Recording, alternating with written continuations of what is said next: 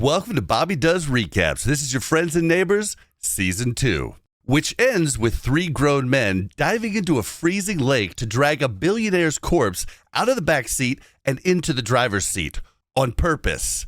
How a quiet suburb full of dinner parties got to that is genuinely one of the dumbest and most perfect spirals on TV. Let's rewind to where it all started. A beach in Mexico and a guy robbing his own neighborhood to pay for it.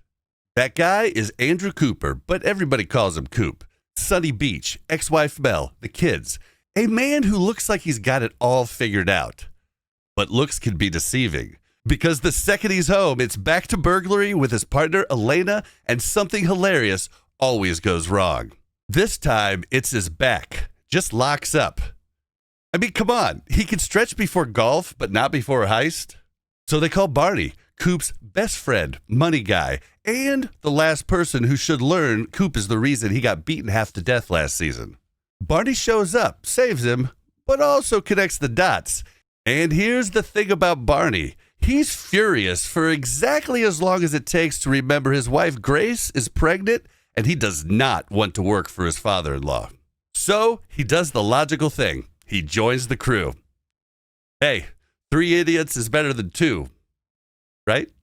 Enter Owen Ashe, billionaire. James Marsden playing that one guy everyone knew in college that never took no for an answer.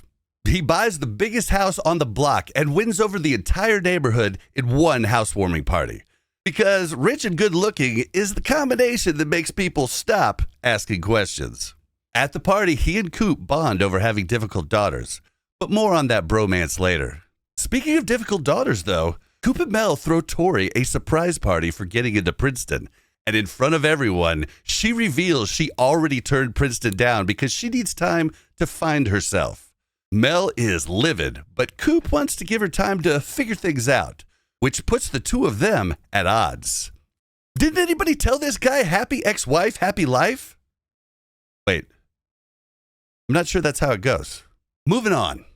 Back to Coop and Ashe. They bonded at the party, so the next logical step for Coop is to, of course, rob his house. Easy target, no security system yet, but turns out Ashe always places a few hardwired cameras around the house for extra precaution.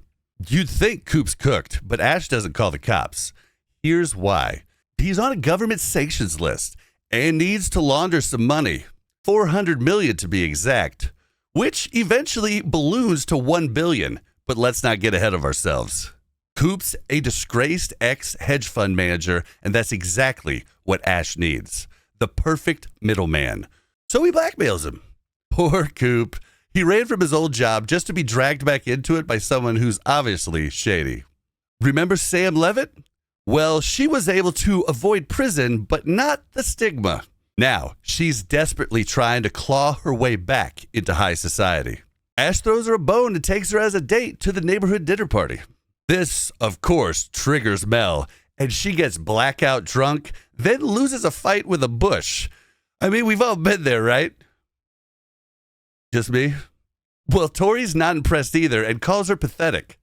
Back over to Coop, and the deeper he sinks, the worse Ashe gets. One night, lit up on cocaine and paranoia, Ashe demands Coop come over right now, forcing him to abandon Elaine mid-job. All of it just to mess with Coop and remind him who's in charge. In order to move Ashe's money, Coop's forced to team up with Jack Bailey, his old boss that screwed him over last season. They ferry out to one of the nicest yachts you could imagine to court an eccentric billionaire named Cricket Birch. She has one condition: stay for her party later that night. She's always had a thing for him, so this is, of course, code for sleep with me.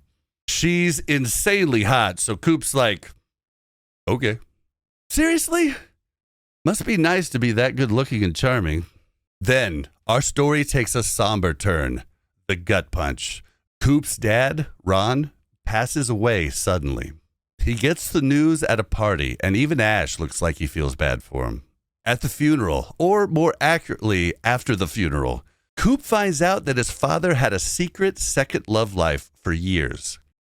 Yeah, it's a really uncomfortable part in the show.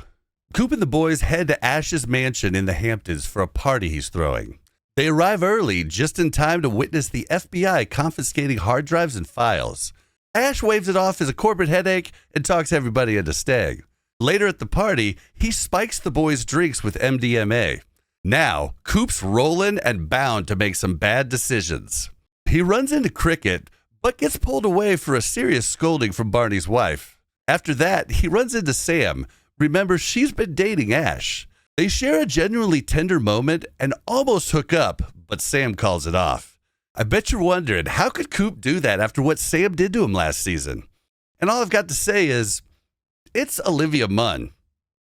If you know, you know. Back home, Mel's about to get into trouble with the law. All season, she's been feuding with her neighbors over their dog dumping in her yard. So, Mel and Allie decide to do the civilized thing and tip over a porta potty in the neighbor's yard. As we saw earlier with the bush, Mel's not very coordinated, slips during the getaway, and gets arrested. Ugh. Same night, Tori drunk crashes her car and gets arrested too. So Mel gets booked and sees her daughter on the way to her cell. Yikes. Coop leaves the party and bails them both out. What a mess. Coop's had enough at this point and wants out from under all of this. He goes to Liv Cross, Jack's assistant, also the girl who started all of his trouble in season 1. He tells her the money's dirty and he wants to blow up the deal. Seeing it as career suicide, she talks him out of it, and of course, you guessed it, they sleep together. Later on, Coop gets abducted by masked men that tell him not to move the money. He, of course, thinks it's Ashe. Now, he's finally had enough. He goes to Jack and blows up the deal. Liv gets fired for not telling Jack. Coop kind of feels bad, but Jack promises she'll be fine. Now, all that's left to do is tell Ashe he's out. Coop decides boys' night at Ashe's house is the time to tell him. What could go wrong? Nick and Barney are there, right? Ashe does not take it well, pulls a gun, a wild scuff breaks out, chaos ensues, Ashe stumbles back into the fireplace, his robe catches fire, and now there's a flaming billionaire chasing the three of them down the hallway. A stray bullet hits a vase, Ashe slips on the water and cracks his head on the floor. Barney checks, Ashe is dead. And to make matters worse, Nick also finds out Barney has been laundering money for Coop through his business. This just got way more complicated. So it's cover-up time. They wipe the camera footage and start moving the body right as Sam walks in the door. She's terrified, but after Coop talks her down, she ends up helping. Points them to a property that's about to get concrete poured. Has she thought about this before? Or just watches a lot of true crime? They decide to use Ashe's Escalade to transport the body. But on the way, Ashe wakes up. He's not dead! A brawl erupts inside a moving car, Nick loses the wheel, and they sail straight into the lake.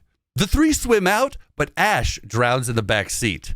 And then they realize a body in the back seat raises questions. So they dive back down and drag him into the driver's seat to stage a solo drunk driving crash. Loose ends everywhere, but it looks like they just might have got away with it.